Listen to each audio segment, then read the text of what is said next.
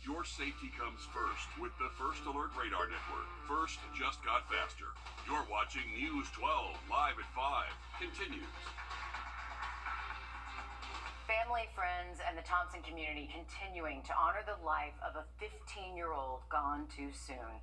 Nyla Tutt's family tells us she died from a heart condition days ago. Nyla is referred to as the Queen by her family. The teenager went to Thompson High School and wanted to become an actress. In about half an hour, Nyla's family and friends are holding a balloon release as love and support continues to pour in.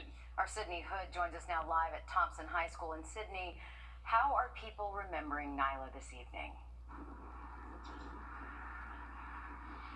Well, her friends, her family, her teachers, her classmates are all gathering out here to honor her memory with a balloon release. That'll kick off in a minute here at 6 o'clock. And they've already decorated the Spirit Rock out here. They've got it decked out in purple and pink. Those are Nyla's two favorite colors. They've got her name right here and this hashtag right here, Forever 15, because 15 and full of life is how Nyla will be remembered. Because Nyla Tutt, she's just one of those girls.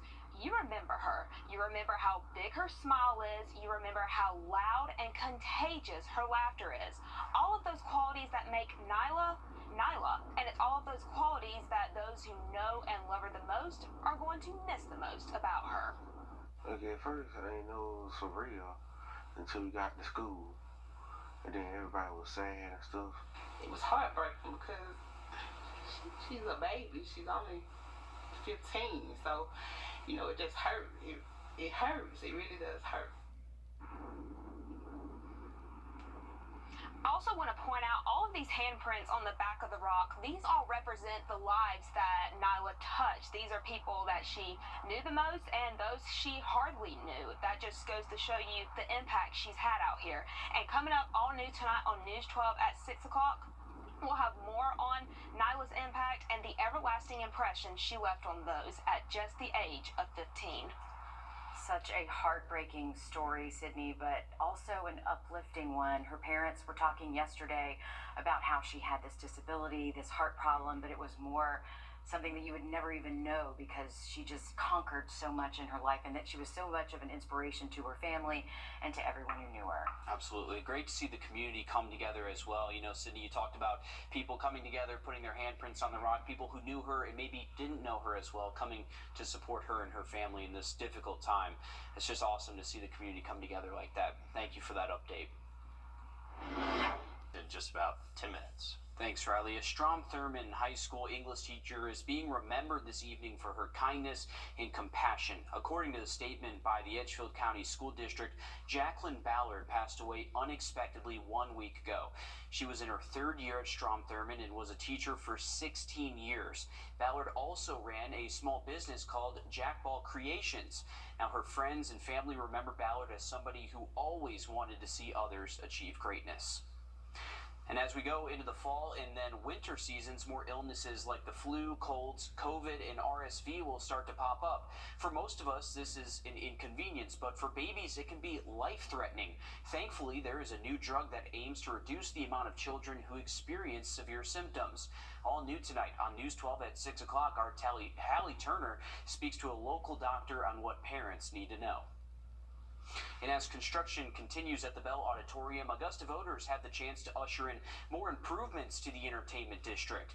This November, funding is on the ballot for a special purpose local option sales tax, also known as SPLOST.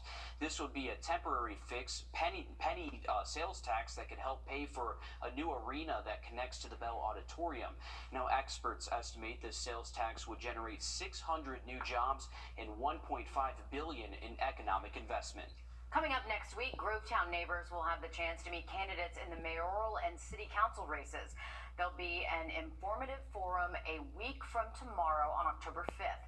Candidates from both races have been invited to participate in the forum. This way, voters know more about the name. Happen at Grovetown Elementary School from 6 to 7:30, and again, that's next Thursday. A cancer support group giving patients a chance to relax and unwind. Women facing treatment for ovarian, cervical, and other cancers got the opportunity today to enjoy facials, massages, and mani-pedis, as well as a special lunch. All new tonight on News 12 at 6 o'clock, our Taylor Martin shows us how this group is working to see past their scars and support one another through these difficult times. The Finney Center for Water Services now making it possible for even more people to enjoy what nature has to offer. Today, an accessible and inclusive trail was revealed. Now, this is a concrete path specifically made for people with mobility issues or devices like wheelchairs or walkers. It's also accessible for families with strollers. This is thanks to help from the Georgia Rehabilitation Institute, Toyota, and the National Environmental Education Foundation. Staff at Finney Swamp says this is just the beginning. It's a work in progress. This is just a start. We are at the goal, working with NEAF especially and GRI. They are helping us to get where this park, most of our trails are accessible to everybody. So this is just the start, and it will be welcome to everybody to come toward the park and connect with the nature. Because that is the goal here, to get more and more people out and enjoying nature. Well, uncertainty over the country's economy is impacting plans to celebrate the oldest living former president. Events honoring Jimmy Carter's 99th birthday were moved up to this Saturday in Atlanta. The date has been moved, but they're still planning on a big celebration. Our State House reporter Abby Kasoris reports from the Carter Museum. This is going to be a big virtual interactive display with pictures and videos from people around the globe wishing Jimmy Carter a happy 99th birthday. Just a part of some of the activities they have planned here this weekend. This is the second birthday card filled with well wishes from visitors at the Carter Museum. He's the greatest former president we've ever had. Richmond Zapp wrote about the first time he ever voted in 1976. And I voted for President Carter, and it was a very worthwhile vote, and I voted for him a second time too. If the government shuts down, the presidential library will close their doors. If not, they'll continue their celebration on Sunday, Carter's actual birthday. It's just discouraging and disheartening that this is happening today. It's particularly disappointing for visitors like Andrew Belofsky. Being at the end of hospice care and everything, I think that he should have some time to be able to celebrate. Carter and his wife Rosalind are at home in Plains, Georgia. But at the celebration, you'll see stick figures and crafts that look just like them. Tony Clark says they'll hand out collectible buttons and lots of cake. You know, we started about 10 years ago making our admission on his birthday his age, and I have always wanted us to be able to charge $1. So we are still looking forward to his 100th birthday next year. The museum of the library would have to shut down, leaving their employees without a paycheck. The Carter Center is a nonprofit, so they can stay open during the shutdown. In Atlanta, I'm Abby Kasoris. A big step towards justice for a small dog whose abuse was caught on camera. How a bystander turned into a savior. That's coming up next. Riley? High temperatures staying in the 70s for most of us today, and we could stay in the 70s for highs again tomorrow for a number of spots. We'll have a look at that cooler than average forecast just after the break. Time and temp. Brought. With it now being officially fall, splash pads in our area are either closed.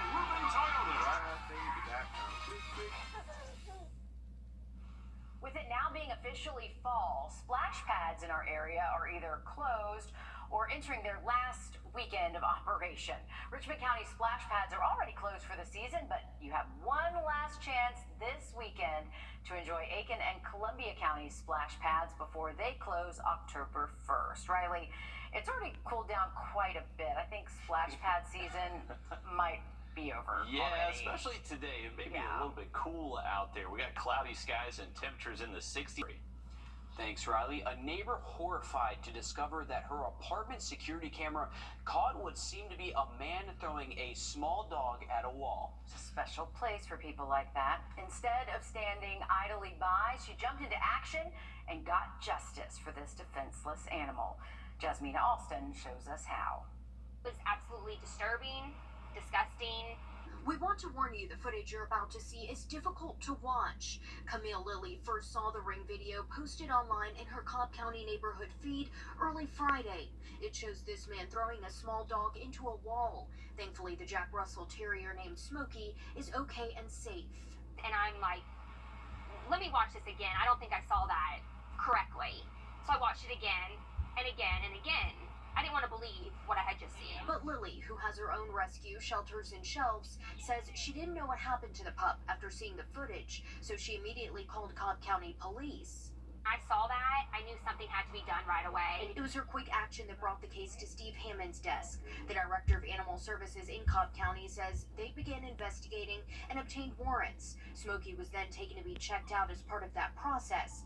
Hammond says he had no permanent injuries. It's the old adage of see something, say something. And so social media has been able to bring this case to us where otherwise we might not have found it. Now Smokey is back with his owner, who Hammond says was not involved in the abuse. At this time, the relationship between James Moses and the owner is unclear, but the 33-year-old is in police custody. With animal cruelty, it's linked to child abuse, elder abuse, domestic violence. Now again, Smokey the dog is now safe and amazingly was not seriously injured. This is a perfect example. If you see something, say something. If you have a teenager or preteen in your family or just a friend on social media, there are 6 numbers they and you should know. I'm Jamie Tucker. That story and those numbers coming up. Well, September is Suicide Prevention Month, and here's Open Superstore today and score, baby! Deep discounts, huge savings, and tremendous inventory. There's never been a better time to buy. Get them before they're gone. Touchdown, baby! Milton Human Superstore. Well, September is Suicide Prevention Month, and here's a statistic, I can't get it out, that might surprise you. 20% of teens have seriously considered suicide. That is terrifying. Suicide rates among teenagers and preteens have been rising year over year, according to the American Psychological Association. And there's also a shortage of counselors to work with people who are struggling. Our consumer tech reporter Jamie Tucker shows how a text message can save somebody's life. Whether they're struggling with boyfriend-girlfriend issues, school, family, or just anxiety, teenagers don't like actually talking about it, and there's very little chance that some of them would ever call a suicide prevention hotline. But they will text, and that's the idea behind Crisis Text Line. Crisis Text Line is a 24-hour, 7-day-a-week free service where children and teenagers can connect with a licensed counselor over text messages. It's as simple as sending a text to HOME or 741-741. A volunteer counselor will text back, usually within a couple of minutes. The counselor will stay with them for as long as the child or teenager wants to communicate. Crisis Text Line has over 65,000 trained volunteer crisis counselors. When a text comes in, one of those counselors will respond. Now, it is very private, and the number will not show up on a phone bill. No one will know that you've reached out for help. Teenagers can also contact Crisis Text Line through a web chat window on a computer or the WhatsApp messaging app. Once again, the number 741-741 or HOME. Crisis Text Line is always looking for licensed counselors willing to volunteer their time. And if you're a parent, youth minister, coach, or teacher, you can download flyers to put up in places where teenagers will see them. That's What the Tech. I'm Jamie Tucker. Now, the Crisis Text Line is a nonprofit organization that relies on volunteers and donations. To date, it's supported over 8 million conversations in the United States.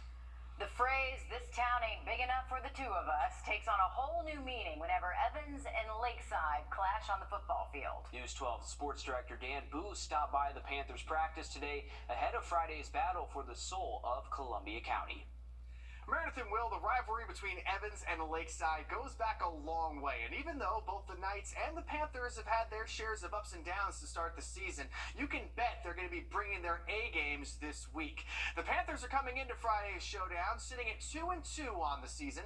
Anytime you have a quarterback playing his first year behind center and a brand new offense, it takes a little bit of time for everyone to get on the same page. The Knights will be the Panthers' first region opponent this year, and the players Tigers say they're ready to turn the page towards the second half of their season, which starts on Friday.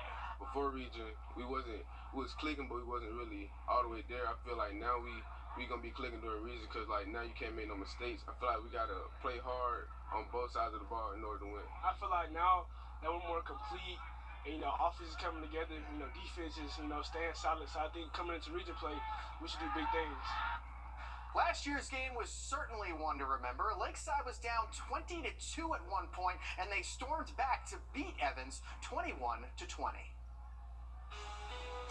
All right, thanks for that, Dan. Looking good Friday evening for those high school football games. Kickoff temps will probably be a little bit warmer in the low to mid 80s, so comfortable out there, but not too hot. Now look at that 7-day forecast just after the break. Touchdown, Pete Brown. Well, tonight, a NASA astronaut working to acclimate back to life on Earth after spending more than a year on the International Space Station. Frank Rubio's 6-month stay turned into a 370-day stint on the ISS after a coolant leak ruined plans for his shift change. So, very long shift change there. There you go. But now Rubio is safely back on Earth and says what he looks forward to the most is hugging his wife and kids and the silence. He says there's always a hum of machinery on board. So he looks forward to spending time in his backyard, and he just wants things to be quiet. Really puts things into perspective. Yeah, I could not imagine being up there for 6 months and then hearing that you have to be back up there again or stay up there for another 6 months. Ooh. Wow. That does not sound like fun. No. It might be fun. I don't know. Cool views, Yeah, I mean, at least. it is space. It is space. You get cool views, but yeah, I feel like claustrophobia has to set in a little bit. At some point. Just locked in that little container for a year. Yeah, that's Not having a normal shower or being able to go to the bathroom Normal like all that food? stuff. Yeah, normal food. Yep. You start thinking of all those things that we take for granted. Just being on Earth. Yeah, well, welcome back. Definitely a long trip up there. We did see a little bit of cloud cover out there across the region today. Keeping our temperatures well below average. Most of us are in the 60s and 70s. A nice view down the Savannah River. Nice weather in store for the rest of the week. We do have to keep an eye on a few showers south of the interstate the rest of this evening, but mostly dry as we head into the weekend and bringing back a little bit more sun as well. All right, thanks, Riley. That's all the time we have, but stick with us. We have much more news, weather, and sports coming up after a very short break on News 12 at 6 o'clock.